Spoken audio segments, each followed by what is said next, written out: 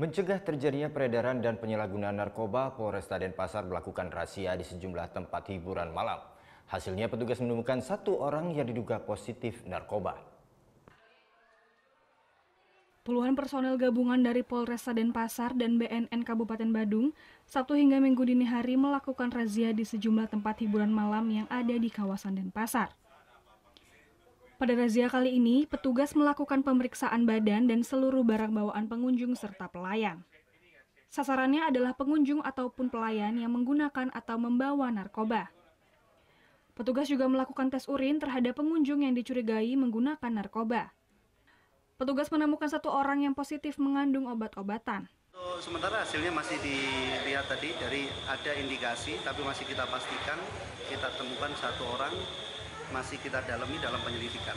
Nanti hasil perkembangannya nanti kita sampaikan. Tapi ada barang bukti yang disita? Untuk sementara belum ada, itu aja pengecekan urin yang dilakukan. Razia narkoba ini bertujuan untuk pencegahan terhadap peredaran maupun penyalahgunaan narkoba menjelang perayaan malam tahun baru 2019. Razia ini berlangsung serentak di seluruh wilayah hukum Polda Bali. Surya Sanjaya melaporkan untuk NET. Oh ya beneran, iya, oke.